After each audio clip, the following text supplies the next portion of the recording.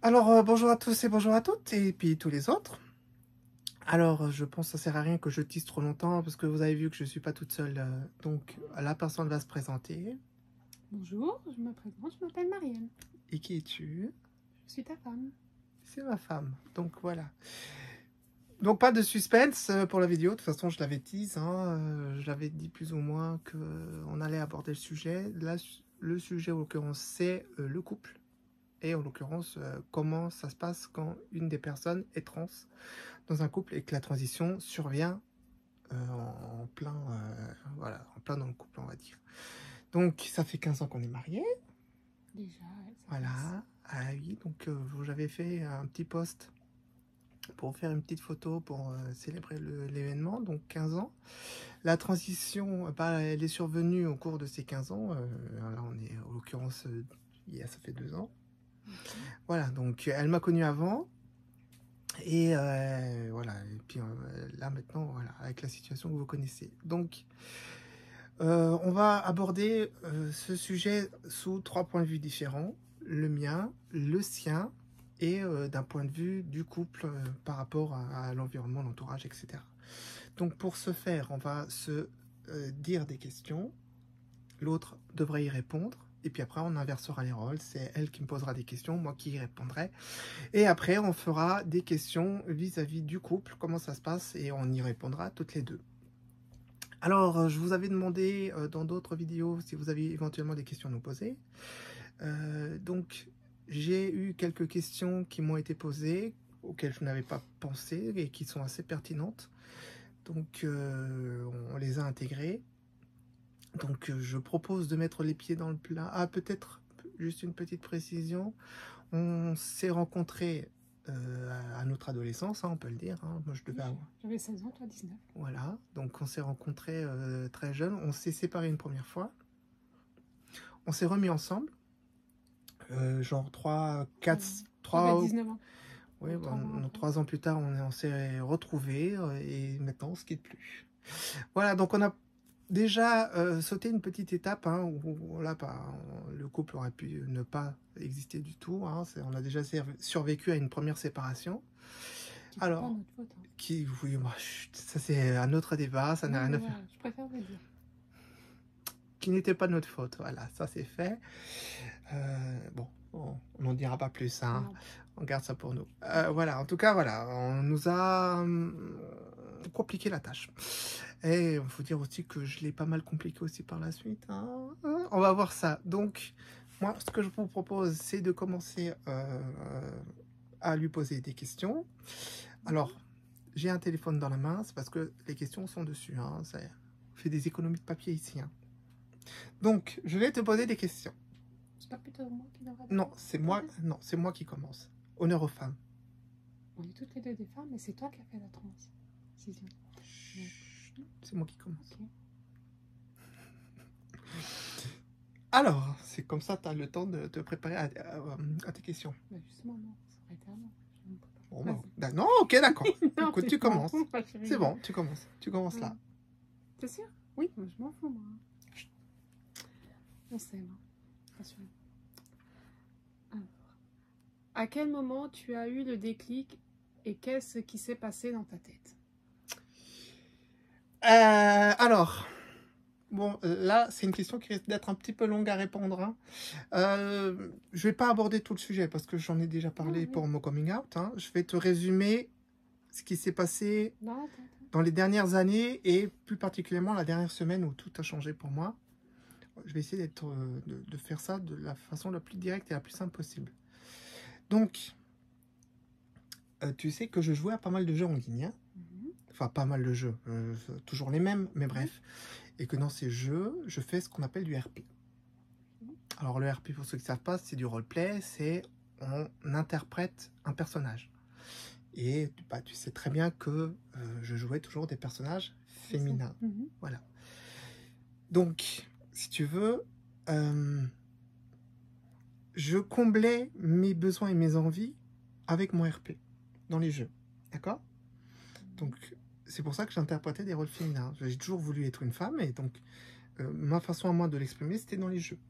Donc j'avais mes envies et mes besoins, et d'un autre côté, j'avais le virtuel dans lequel je pouvais m'extérioriser, d'accord? Donc ça faisait que monter, monter, monter.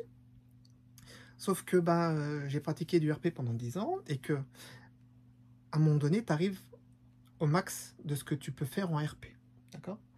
Et à un moment donné où tu atteins entre guillemets le sommet de ton art. Donc tu atteins les limites du RP, tu peux pas aller plus loin. Sauf que moi, mes besoins, mes envies, ça continue à monter. Donc au début, il y a un déséquilibre qui se traduisait chez moi. Je pense que tu t'en es rendu compte par c'est pas du stress, c'est de la déprime, tu vois. J'étais pas bien. J'avais remarqué que t'étais pas bien. Oui, voilà. Je te l'avais déjà dit plusieurs fois. Ça se voit, hein, tu peux pas le cacher. Par ça. Exactement. Ça, c'est parce que j'étais arrivé à un stade où mon RP n'arrivait plus à suivre mes envies, mes besoins. Et c'est arrivé à un moment où tu arrives à un point de rupture, où l'écart est trop important. Et là, ça a complètement... Dans ma tête, il y a tout qui s'est cassé la gueule. Et tu en arrives à un stade où tu te dis, mais je suis pas heureuse dans ma vie réelle. Qu'est-ce qui se passe, tu vois? Et tu te rends compte que les seuls moments où tu es heureuse, c'est dans le virtuel. Et que dès que tu en sors, tu déprimes et tu sais pas pourquoi. Et donc tu te poses des questions, tu te demandes, mais qu'est-ce qui va pas? Pourquoi ça? Pourquoi je suis pas heureuse dans la vie réelle? Et tu te dis, je suis heureuse que dans le virtuel. Pourquoi? C'est quoi la différence? Et la différence, elle était là. C'était dans le virtuel, j'étais une femme. Dans la vie réelle, j'en étais pas une. Enfin, extérieurement en tout cas, j'en étais pas une, quoi. Et c'était la seule différence qu'il y avait, parce que j'avais tout le reste. Je t'avais toi, on a une fille, hein, on n'en a pas parlé, mais on a une fille. J'avais tout. La seule différence a été là. Et c'est ça qui a été pour moi un déclic. C'est que j'ai compris que le point de rupture, c'était ça. Ce qui me manquait, c'était ça. Et donc du coup, ce qui s'est passé, c'est que j'ai commencé à me renseigner sur le sujet. Et c'est là que je me suis identifié comme une femme trans. Sauf que je ne connaissais pas tout ce qui était transition et compagnie, je ne connaissais pas du tout ce que c'était. J'ai fait des recherches et j'ai recherché, parce que comme je ne savais pas ce que c'était une transition, je n'avais pas cherché comme mot-clé transition, mais j'avais utilisé comme mot de recherche changement de sexe.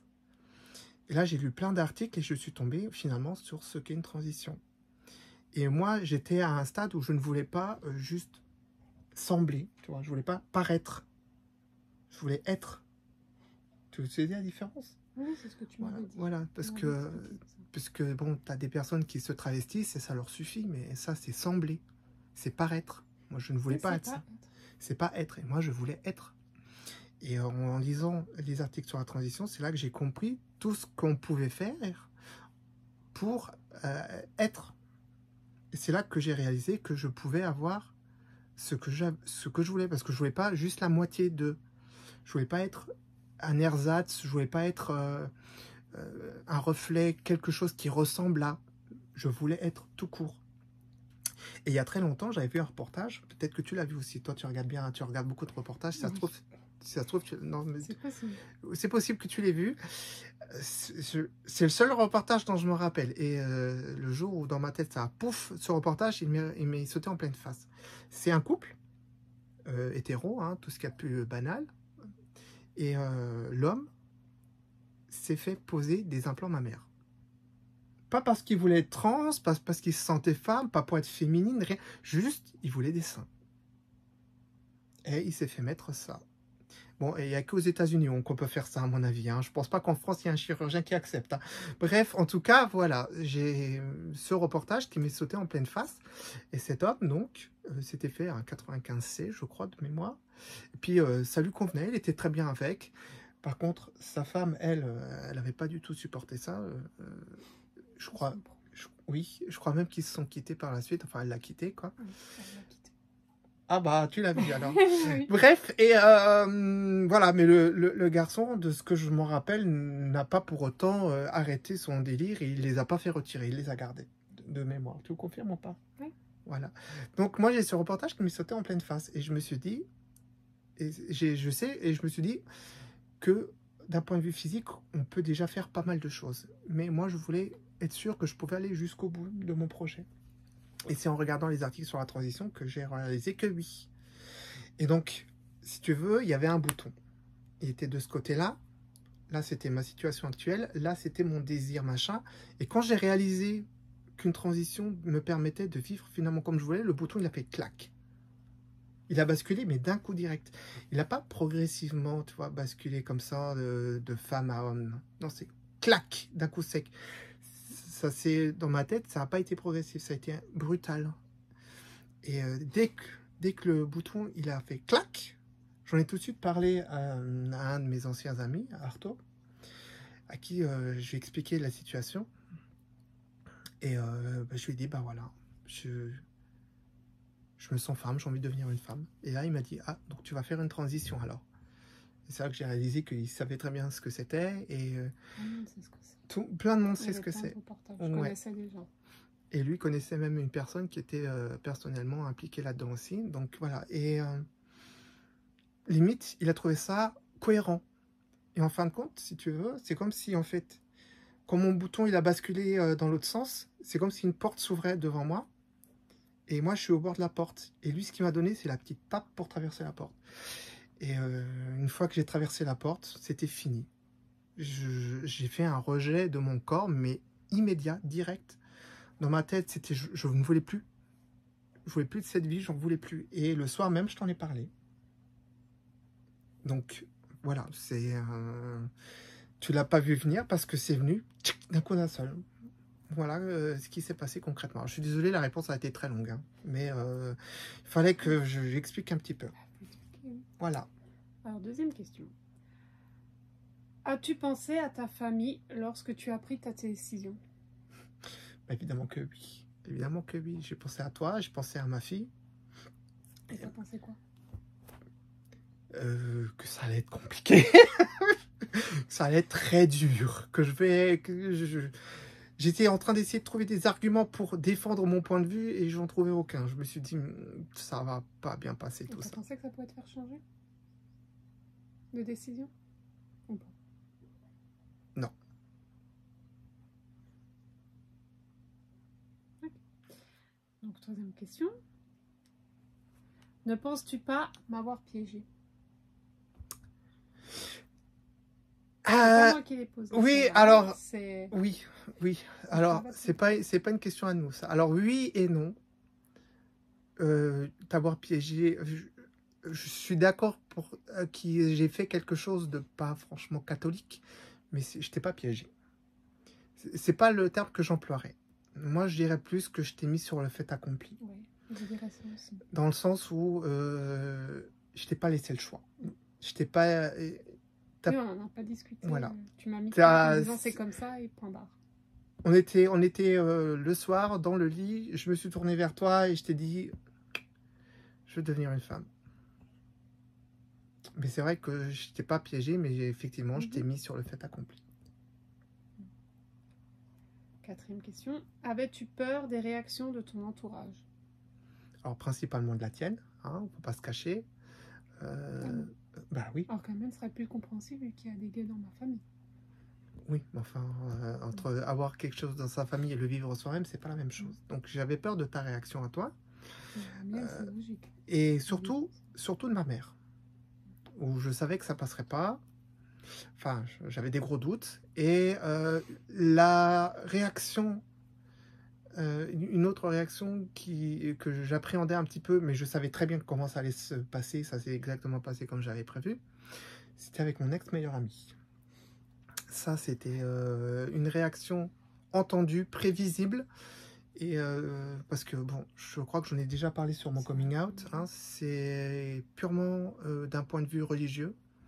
C'est une personne qui est chrétienne, mais chrétienne pratiquante, pas extrémiste, parce que ça, elle vit à fond sa foi et elle fait tout passer par la foi. Donc je savais que ça, c'était, ça serait un point de rupture et ça a été un point de rupture. Voilà, donc c'était une réaction par contre que j'avais complètement anticipée. J'avais une petite lueur d'espoir qui s'est très vite envolée. Mais voilà, donc oui, j'ai eu peur de certaines réactions. Cinquième question. As-tu peur du regard des autres lorsque tu as commencé ta transition? Oui, oui, oui, oui. Mais c'est pas le regard vis-à-vis de ah, c'est une femme trans, oh, c'est un couple lesbienne. C'est pas ce genre de réaction que j'avais peur. J'avais surtout peur des réactions par rapport à mon physique. Parce que le début d'une transition, soyons clairs, le physique, c'est pas ça. Il Hein. change. Il change et il y a un moment donné où ce que tu dis être et ce que tu montres, Qu'est-ce que tu c'est pas en adéquation. Hein, il y a un décalage. Et petit à petit, avec l'effet des hormones et des opérations, etc., tu te rapproches petit à petit de ça et jusqu'à un moment où ben, tout est en adéquation, il n'y a plus de problème. C'est ce qu'on appelle le passing. Et le début, c'est le plus compliqué. Alors j'ai eu de la chance dans le sens où on est tombé en pleine période de Covid. Ça a drôlement fait mes affaires, hein, puisque du coup l'épilation du visage, les petits poils, on met le masque, hop, ni vu ni connu. Donc ça m'a un petit peu aidé. Bon, t'étais juste rouge, hein, c'était pas Oui, mais au début.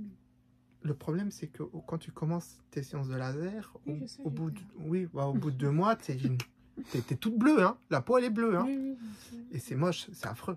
Et donc j'ai eu la chance d'avoir cette petite période du port du masque qui m'a permis de hop, voilà. Puis au boulot aussi, ça m'a aidé. Hop, tu vois pas, machin, et c'est bon. Et puis on continue les séances laser, on se dépêche, vite, vite, vite. Donc ouais, moi c'était surtout une peur d'être jugé par rapport à mon physique. Est-ce que ça t'arrive de penser au passé et regrettes-tu quelque chose? Ah, je pense pas au passé, non, je ne regrette pas. Tout ce que j'étais avant, je l'ai oublié et c'est tant mieux. Non, mais par contre, quand je voulais dire regretter, c'est pas regretter d'être Non, mais j'ai très ce bien que tu compris, étais, hein. j'y viens. Et je regrette quand même 2-3 trucs, c'est de la façon dont ça s'est passé. Voilà, si j'avais pu, j'aurais fait peut-être les choses autrement. Pas par rapport à comment j'ai présenté la chose par rapport à mon entourage, parce que ça, j'aurais pu faire comme je voulais. Les personnes que j'ai perdues, je les aurais perdues de toute façon. Ça, Ce que j'aurais fait, c'est que je m'y serais prise différemment avec toi. tu n'étais pas que fautif, il y avait aussi moi. Bref, Pour ça. donc ça, c'est un truc que je regrette. C'est de la façon dont j'ai fait les choses, qui n'ont pas forcément été les plus intelligentes, on va dire. Ça, c'est pas moi qui avais posé cette question. Comment as-tu pris ma réaction sur l'instant de ton annonce? Eh bien, je l'ai pris très mal. Super mal. Alors, Il y avait de quoi, je suis d'accord avec toi. donc là, évidemment, ils n'ont pas le détail, donc ils comprennent pas trop. Mais je crois que je vais aborder la question quand ça sera à mon tour. Non, mais ma réaction, c'est à cause des reportages. Hein. Oui, bah bref, Clairement. ouais, pas comme quoi, tu vois, les Donc, reportages. voilà. Bref, donc non, je l'ai super mal pris et à cause de Ce qui est ça, normal. et à cause de ça, je me suis refermé et je t'ai séparé de ma transition. Et ça, c'est quelque chose, c'est après partie des regrets que j'ai. C'est de pas d'avoir Que fait je comme ça. regrette aussi. Et oui. Pourquoi t'es-tu éloigné au lieu de me comprendre?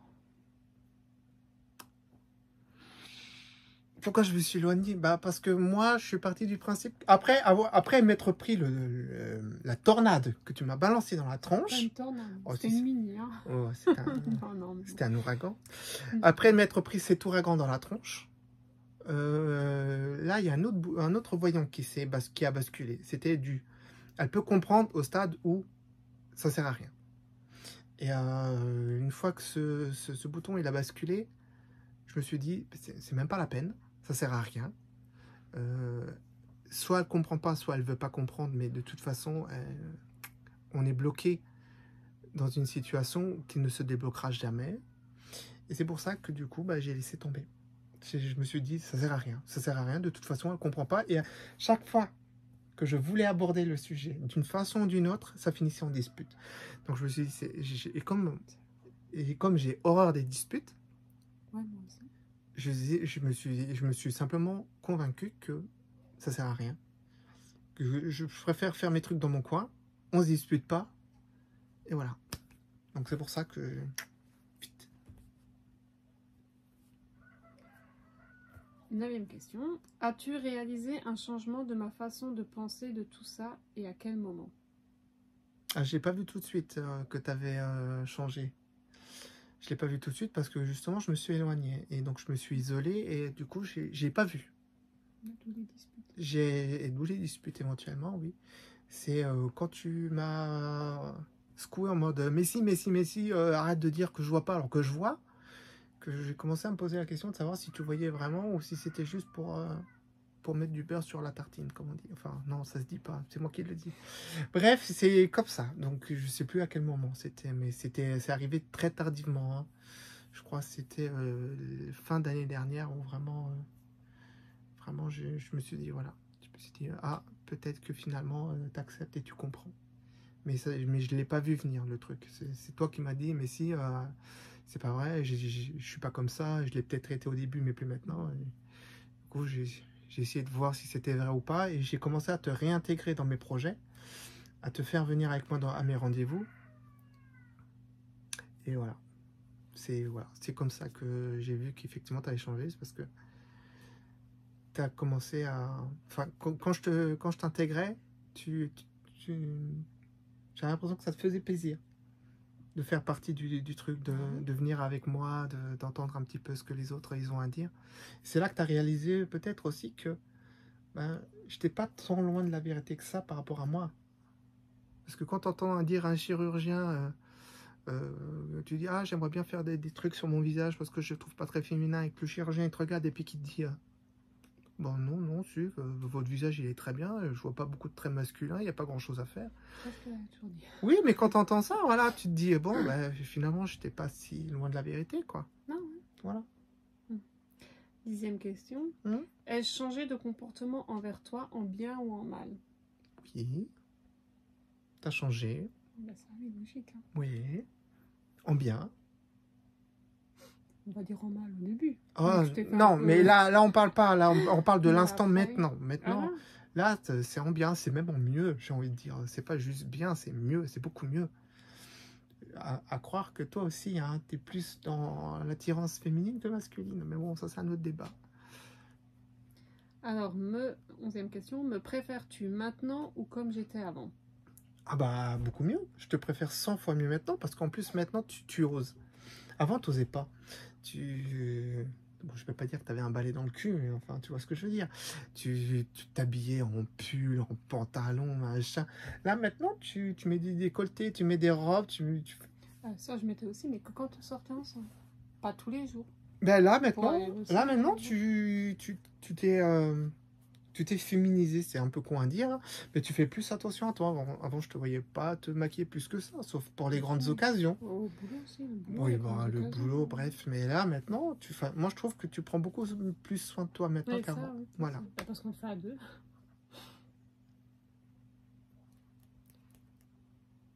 11e question, je te l'ai dit. Préfères-tu? Donc, c'est la 12e. Avais-tu peur d'un changement de comportement vis-à-vis de ta fille? J'avais juste peur qu'elle ne comprenne pas la situation. J'avais juste peur qu'elle pense que son papa, c'est juste un papa qui s'habille en fille. C'était ma plus grande peur, c'était qu'elle ne comprenne pas vraiment ma démarche. Parce qu'elle avait 5 ans à ce moment-là. Elle avait 5 ans. Moi, je suis parti du principe que, vu qu'elle est jeune, elle pouvait accepter plus facilement qu'un ado qui a genre 15 ou 16 ans, qui lui ne comprendrait pas et même vis-à-vis de ses copains ou de ses copines ne saurait pas leur faire comprendre. Et du coup, devrait gérer ses copains et ses copines en mode oui, what the fuck, c'est quoi ton daron là, il a pété un boulon là. Et donc du coup, ouais, c'était ça vraiment ce qui me surluminait, c'était de savoir est-ce qu'elle comprendrait tout ce que ça implique. Et alors au début, effectivement, elle n'a pas tout à fait compris. Hein. Et je m'en suis rendu compte quand je lui ai posé la question. Et c'est là qu'elle pensait juste que bah, je m'habillais en fille parce que ça me faisait plaisir. Mais là maintenant, après je lui ai réexpliqué les choses différemment. Et donc maintenant, oui, là, elle a compris. En tout cas, voilà. Donc, plus de peur que de mal. Faut dire qu'elle avait aussi compris ça comme ça à cause de l'entourage. Qui lui mettait ça dans la tête aussi. Hein. Donc voilà. 13e question. Comment te sens-tu maintenant? Au top du top. Heureuse, quoi. Ouais. 14. Pourquoi as-tu fait toutes ces opérations En avais-tu vraiment besoin? Oui. Je sais laquelle. Alors, Je suis d'accord. bon, elle parle de mes seins, hein. Voilà, ça c'est fait. Ah oui, et de la deuxième alors, parce qu'il y en a deux. Celle du nez aussi. Alors, le visage, bon, c'était vraiment pour gommer les derniers traits masculins que j'avais. Ils n'étaient pas très marqués. Le problème, c'est que moi, je ne voyais que ça. Normal. Hein, voilà, c'est comme une montagne au milieu d'un champ. Je t'ai toujours vu comme ça en tant que... donc, normal.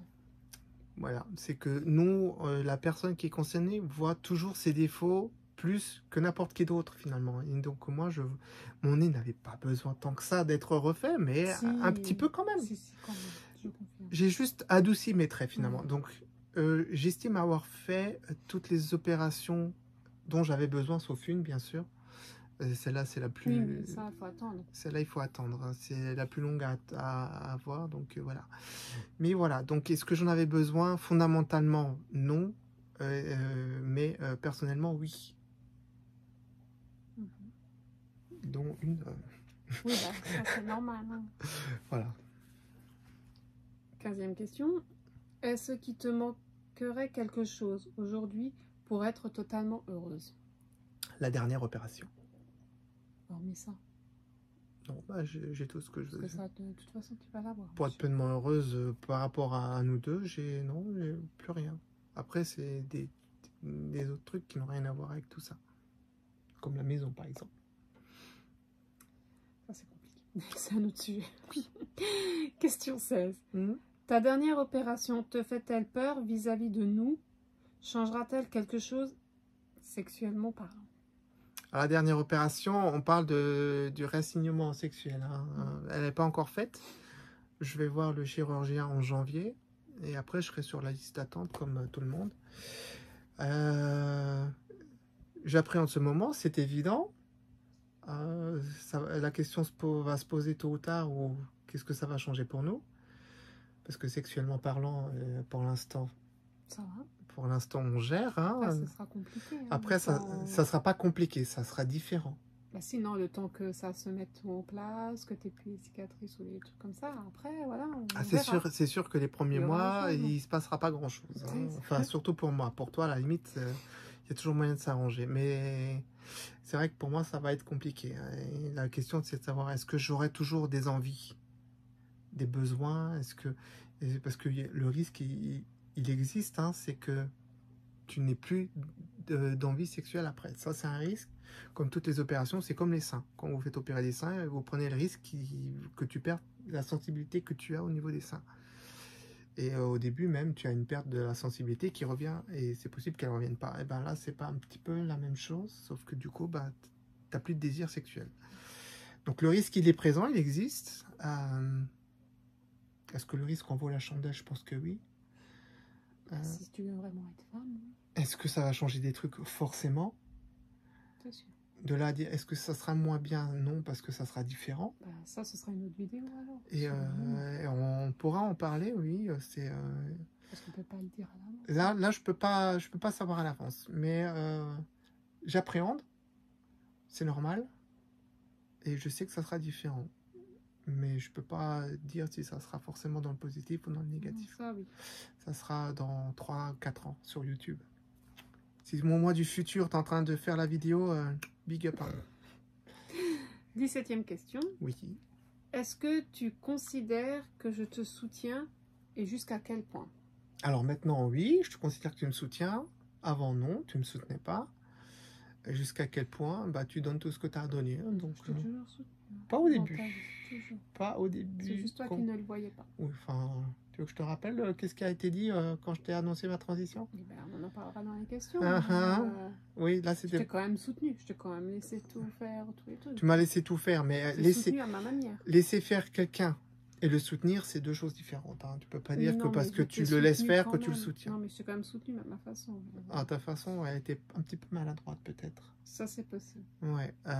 Donc, moi, j'estime que tu m'as pas vraiment soutenu au début de ma transition, mais que maintenant, oui. Okay. Et bah, jusqu'à quel point bah, tu viens avec moi à tous mes rendez-vous. Qu'est-ce que tu veux que je demande de plus? Ce que je peux. Hein. Oui, ce que tu peux. Je peux pas.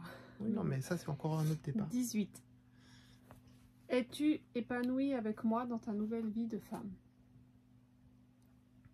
Oui. Oui, pleinement satisfaite. De toute façon, je suis pas remboursée si je suis pas satisfaite. Non. Bon, bah voilà. 19. Hum. J'ai déjà changé de façon de penser et de comportement à cause de tes changements. As-tu peur que ça se reproduise à l'avenir? Alors, je pense que ça n'arrivera plus. Je pense que chez toi aussi, le bouton il a basculé et qu'il ne reviendra pas dans sa position d'origine. Je pense que normalement, j'ai toujours cette petite appréhension parce que tout ce qui a été fait une fois peut être refait. Donc, tu as déjà changé ta façon de penser une fois, tu pourrais très bien recommencer, mais je pense pas que ça arrivera. Oui, mais si, admettons, ça recommence, tu sais comment t'y prendre. Il faut qu'on parle sans machin et vraiment qu'on discute. Oui, maman. Non, mais on a vu ce que ça a fait. Du coup, on fera pas les mêmes erreurs. Certes, ça aussi. On fera des nouvelles. Donc, ça, c'est un autre débat. Donc, les changements, on va les voir venir et on saura comment les prendre. Ok. C'est bon? Ouais, 19, il n'y a plus rien. Ok, et eh ben ça fait déjà 30 minutes. Du coup, on a encore 2 parties à faire. Donc, on va effectivement couper la vidéo en plusieurs chapitres parce que sinon, ça va être beaucoup trop long. Donc, on va se retrouver dans la prochaine vidéo pour la suite où, du coup, ce sera moi qui vais te poser des questions. Attention, ça va être costaud. Et ben, en tout cas, merci pour ta participation. J'espère que mes réponses t'ont satisfait. N'hésite pas. Hein. Je l'ai fait. Voilà. Si entre-temps, vous qui regardez ceci avez des questions qu'on n'a pas abordées et que vous auriez aimé avoir la réponse, n'hésitez pas à l'écrire en commentaire. Et puis, ça sera l'objet d'une prochaine vidéo. Nous, on se retrouve pour la suite sur une autre. Et bien, à tout de suite. Ciao. Ciao.